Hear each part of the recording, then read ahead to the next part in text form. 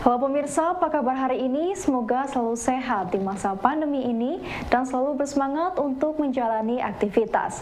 Bagi pemirsa yang harus tetap bekerja di luar rumah, jangan lupa menggunakan masker. Hari ini program Berita News Point hadir menjumpai Anda bersama saya, Amirah Dinda. Selama 30 menit ke depan, News Point akan menyajikan berita terbaru seputar Universitas Brawijaya dan Malang Raya. Jangan kemana-mana, keep on our channel News Point.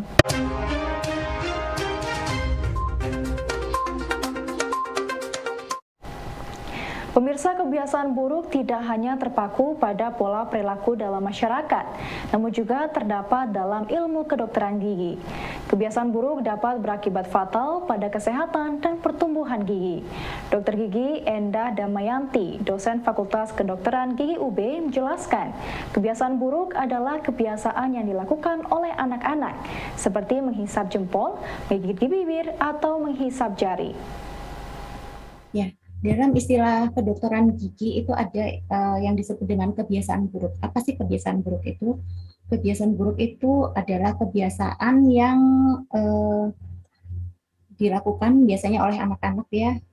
Bisa berupa menghisap jari, bisa menghisap jempol, kemudian menggigit bibir. Nah, yang akan kalau dilakukan dalam waktu yang lama, nah itu akan menyebabkan posisi gigi yang awalnya teratur itu menjadi tidak teratur. Kemudian juga bisa menyebabkan beberapa kelainan seperti giginya menjadi maju, kemudian gigi atas maju, kemudian gigi bawah itu tampak miring ke belakang.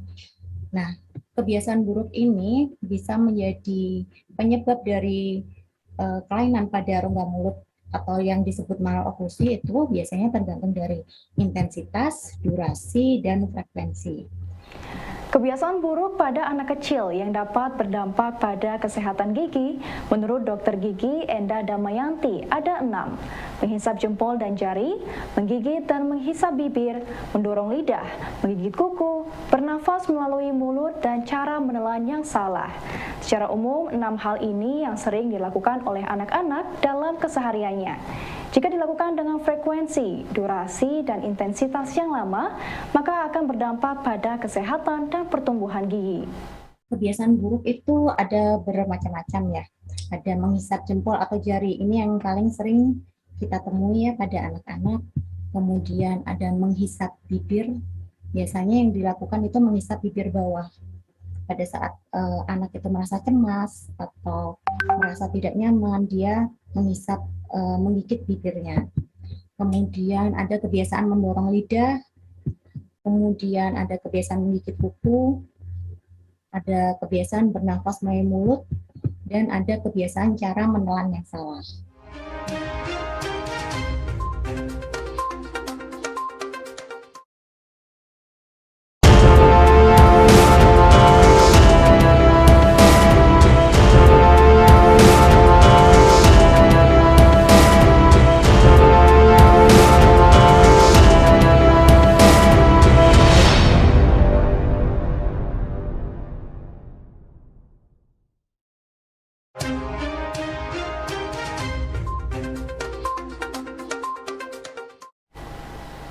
Pemirsa, pada usia anak yang belum dapat berbicara, maka ekspresi psikologi seperti rasa lapar, haus, atau puas akan dilakukan dengan kode gerakan tangan.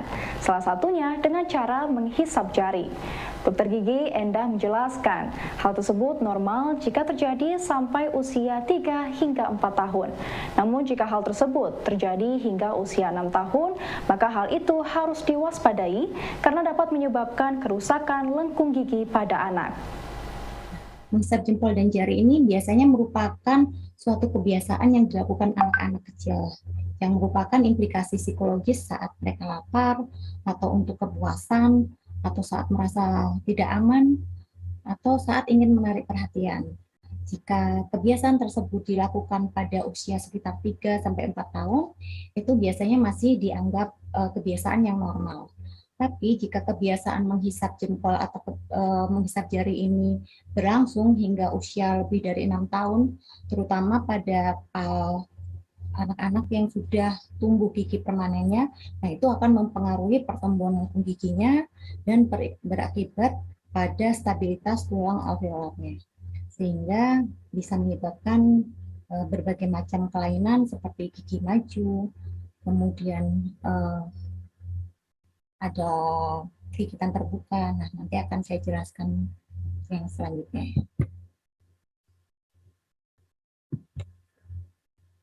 Nah, pada menghisap jari sendiri, tingkat maloklusinya itu bisa tergantung dari jumlah jari yang dihisap. Biasanya ada yang cuma memasukkan jempol aja, tapi ada yang bisa memasukkan beberapa jari ke dalam rongga mulut. Nah, itu juga akan berpengaruh pada susunan giginya juga akan berbeda antara yang hanya memasukkan satu jari dan lebih dari satu jari. Kemudian posisi jarinya kalau lebih menekan pada rahang atasnya, maka lebih berpengaruh pada rahang atasnya. Kalau lebih menekan ke rahang bawahnya, maka posisi gigi di rahang bawah yang akan lebih banyak berubah. Kemudian kontraksi otot orofacial. Jadi pada saat memasukkan jari, itu biasanya anak itu tersebut menghisap ya. Nah, kontraksi ototnya itu seberapa besar itu berpengaruh.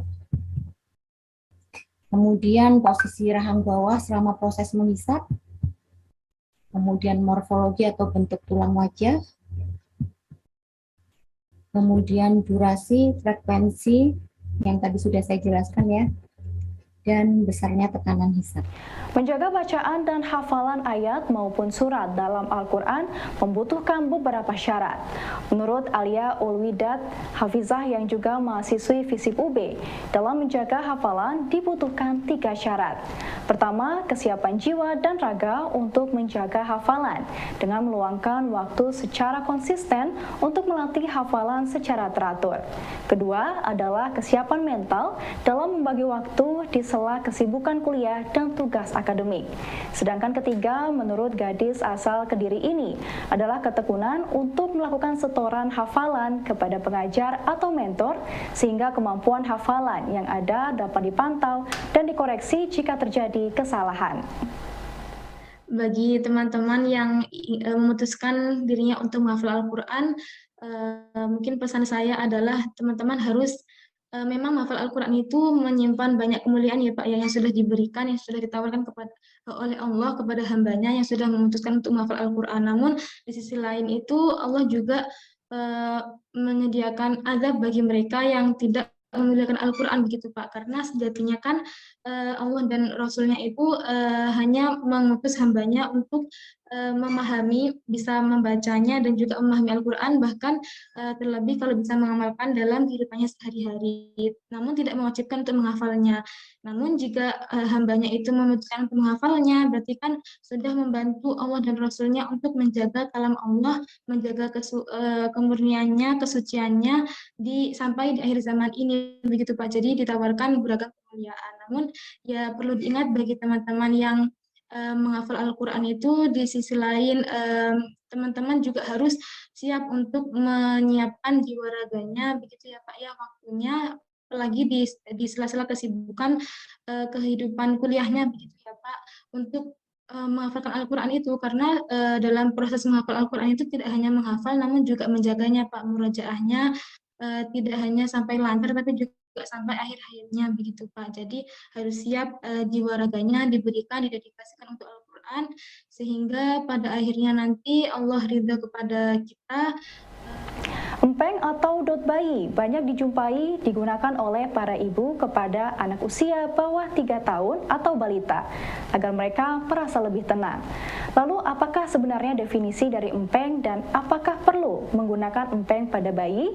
Dokter gigi sekaligus dosen Fakultas Kedokteran Gigi UB, Neni Ruswahyuni menjelaskan empeng merupakan dot bayi yang tidak berisi susu sehingga menjadi alat bantu hisap bayi. Empeng terbuat dari silikon dengan pegangan dari rubber atau karet.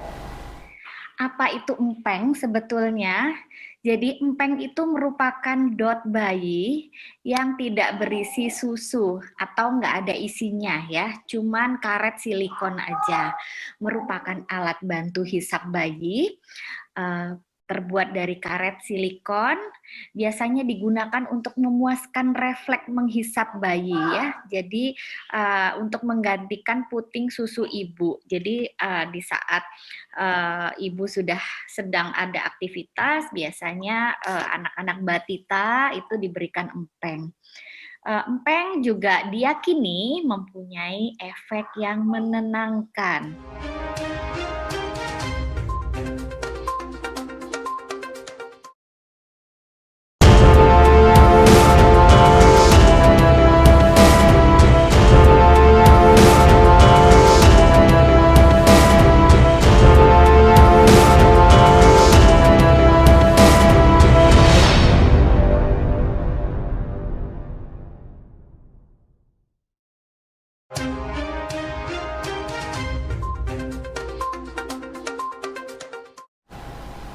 Pemirsa, Universitas Brawijaya terlibat dalam pengembangan vaksin PMK yang akan diproduksi oleh Pusat Veteriner Farma atau Pusvetma. Profesor Dr. Aulaniam, salah satu peneliti UB yang terlibat dalam pengembangan vaksin PMK nasional ini, menyampaikan bahwa vaksin PMK yang diproduksi mengambil sampel varian virus yang menginfeksi sapi yang ada di beberapa daerah di Indonesia. Tapi vaksin yang ada di produksi Pusvetma ada vaksin kita buat dari virus di mana sapi yang ada di Indonesia kena PMK. Kita ambil di daerah Gresik, Lamongan, itu mungkin kemarin sudah dikultur virusnya dan sudah bisa bungkus bagus. Sebetulnya dulu-dulu Pusvetma sudah produksi vaksin PMK, tapi bukan yang varian ini gitu. Jadi waktu saya S1 itu Pusvetma produksi vaksin. Kan dulu ada penyakit mulut dan kuku ada. Itu sudah puluhan tahun nggak ada, sekarang ada mungkin. Jadi seperti vaksin-vaksin ini, kayak vaksin merah putih itu kebetulan kan ya sekarang sudah fase uji klinik 3 ya. Tapi karena hewan mungkin lebih rendah lagi, karena yang disasar adalah hewan kan. Jadi dia sudah uji kualitas virusnya, apanya sudah. Nanti begitu ditumbuhkan di medium-medium juga diikuti. Maka tadi setelah dibuat model hewan diuji juga akan dibuat responnya. Kalau dia dikasih vaksin kan timbul antibodi. Antibodinya akan dilihat berapa sih efektivitas. Ya seperti produksi vaksin, efektivitasnya juga diukur. Ya. Rencananya vaksin ini akan kayaknya Agustus sudah bisa digunakan kayaknya. Penggunaan empeng pada bayi selain memberikan manfaat berupa efek menenangkan, juga memiliki dampak yang harus dipahami oleh para ibu rumah tangga.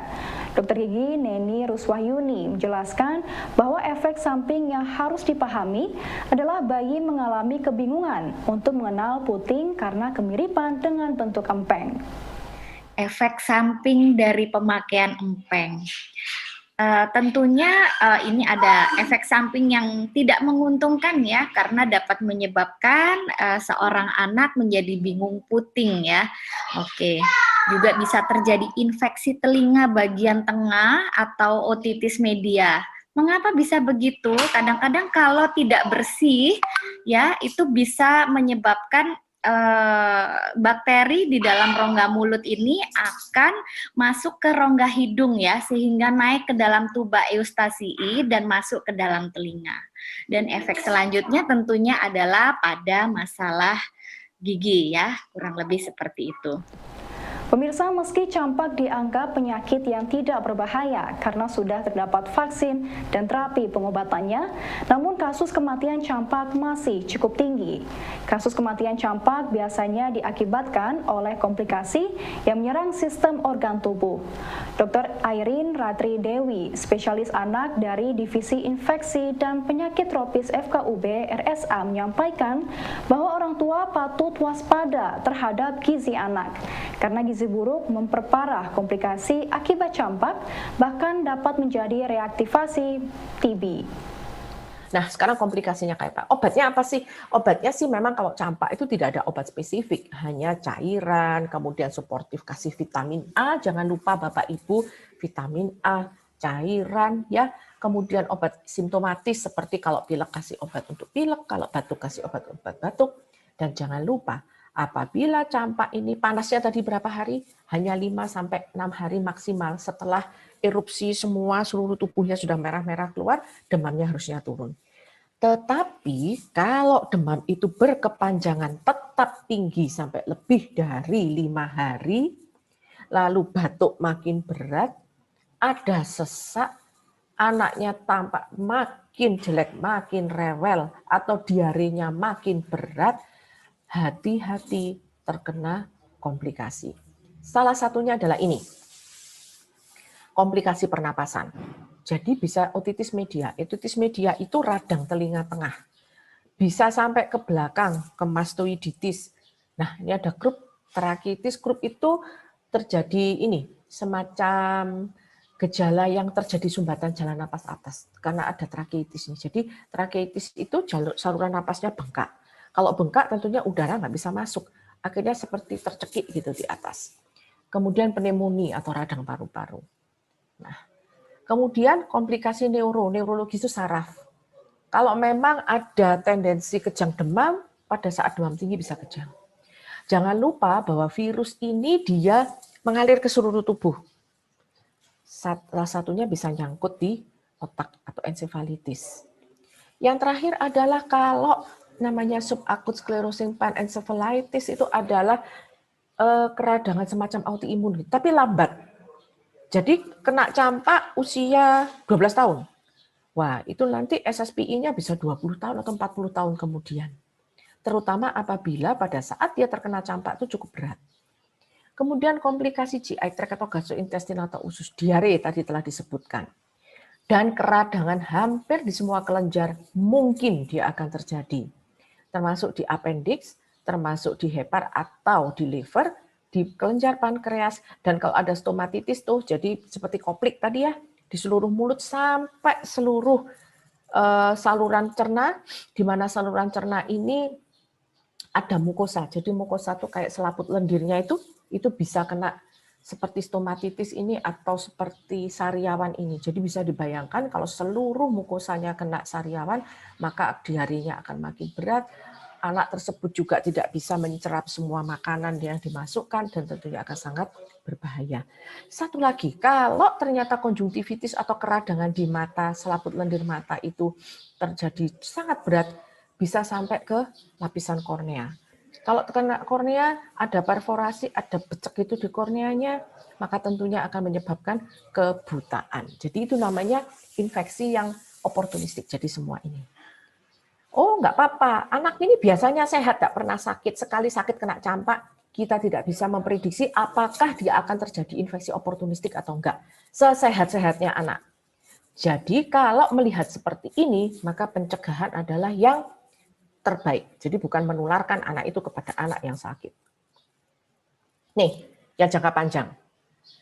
Ada reaktivasi TB. Loh, anak saya atau pasien saya nggak pernah kena TB. Nggak ada yang bilang nggak pernah TB. Karena TB itu bisa diem. Jadi dia dormen, diem-diem aja gitu ya. Nggak kelihatan, dicek darah nggak kelihatan, klinisnya nggak kelihatan. Paling ya kurus-kurus dikit gitulah gitu ya. Kemudian di foto itu juga nggak kelihatan. Tetapi kalau dia kena campak, maka TB ini bisa langsung keluar. Baik pemirsa, informasi tadi sekaligus menutup perjumpaan kita hari ini. Jangan lupa saksikan News Point setiap hari pukul 19.30 waktu Indonesia Barat hanya di UBTV, Televisi Pendidikan Universitas Brawijaya. Saya Amirah Dinda dan seluruh kru yang bertugas pamit undur diri. Tetap patuhi protokol kesehatan, wajib menggunakan masker. Terima kasih dan selamat beraktivitas.